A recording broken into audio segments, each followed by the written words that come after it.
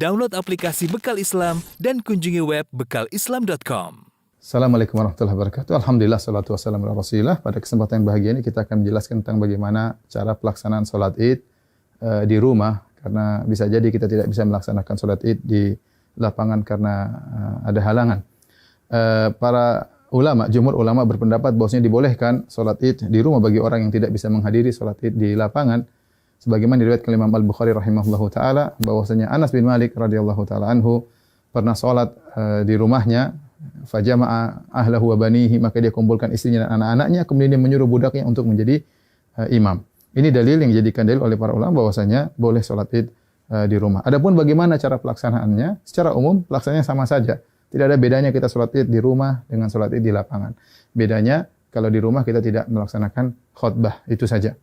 Baik, saya ingatkan kembali bagaimana cara pelaksanaan sholat id. Sebelum sholat id, kita disunahkan untuk mandi, ya, yaitu mandi tersebut kita kerjakan setelah terbit fajar, agar kita mandi di hari id.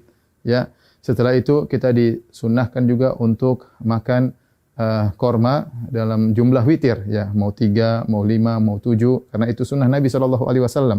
Kenapa kita dianjurkan makan korma? Untuk menunjukkan bahwasanya hari tersebut adalah hari Al-Fitr. Al-Fitr secara bahasa artinya berbuka. Idul Fitri artinya hari berbuka, artinya kita sudah tidak puasa lagi. Maka kita tunjukkan bahwasanya kita berbuka. Sebagaimana kita berpuasa karena Allah, kita berbuka juga karena Allah, dan Nabi SAW segera menunjukkan berbukanya tersebut. Kalau tidak ada korma, maka sebenarnya Allah mengatakan boleh makan yang manis-manis.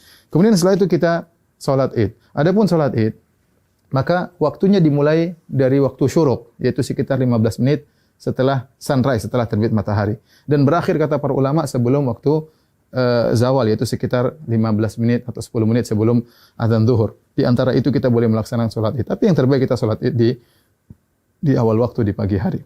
Adapun pelaksanaannya, maka kita bertakbir rakaat pertama 7 kali, rakaat kedua 5 kali takbir. Nah, ada khilaf di kalangan para ulama tentang 7 takbir ini. Apakah 7 takbir tersebut termasuk takbiratul ihram ataukah takbiratul ihram tidak dihitung?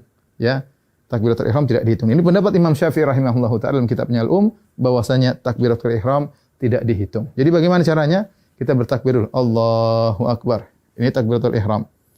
Kemudian kita baca doa istiftah. Setelah kita baca doa istiftah, baru kita bertakbir 7 yang disebut dengan takbirat zawaid, takbir tambahan. Kita takbir Allahu Akbar. Allahu Akbar. Nah, apakah di antara takbir ini ada doa khusus? Tidak ada dalil ya, dari Nabi SAW. Nabi pernah disebutkan membaca sesuatu di antara takbir-takbir tersebut. Oleh karenanya, pendapat mazhab Maliki tidak ada bacaan. Namun sebagian ulama berpendapat boleh membaca sesuatu seperti mazhab Syafi'i. Kita boleh bertakbir, boleh bertahmid, boleh bertahlil di antara takbir-takbir tersebut.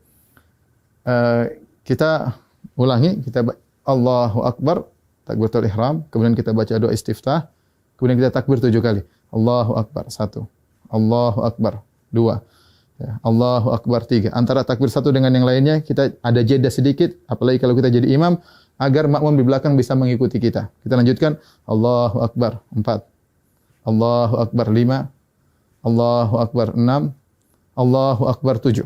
Setelah itu kita ta'awudz, kemudian kita baca Al-Fatihah. Setelah baca Al-Fatihah, kemudian kita baca surat. Nah, surat ini kita bisa baca, disunahkan baca surat Sabbihisma Rabbikal A'la, atau kita baca surat Qaf, ya. Salah satunya sunnah, seandainya seorang baca surat yang lain juga tidak jadi masalah. Setelah kita selesai baca surat, maka kita ruku, Allahu Akbar, ya, seperti biasa. Kemudian kita sholat, sampai kemudian kita pada rakaat, mau naik ke rakaat kedua, tatkala kita sujud, ya, kita sujud, kemudian kita mau bangkit ke rakaat kedua, maka kita bertakbir.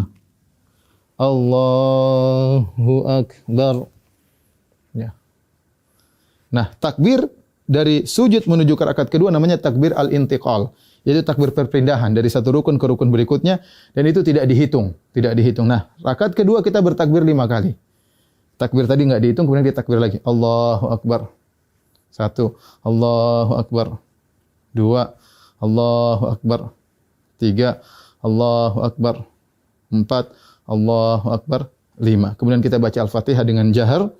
Kemudian setelah itu kita baca surat, disunahkan kita baca surat Al-Ghasyiyah atau kita baca surat Qaf, surat Al-Qamar, kita baca surat Al-Ghasyiyah atau kita baca surat Al-Qamar. Kalau tidak kita baca surat yang lain tidak jadi masalah. Kemudian kita selesaikan salat kita. Nah, setelah salat apakah ada khutbah? Jawabannya Anas bin Malik ketika mengumpulkan anak dan istrinya beliau tidak berkhutbah. Oleh karenanya asalnya kita tidak berkhutbah. Namun sebagian ulama seperti Ibn Qasim dari mazhab Maliki mengatakan jika berkumpul banyak orang maka ada yang berkhutbah maka itu baik. Tidak mengapa, tidak terlarang ya.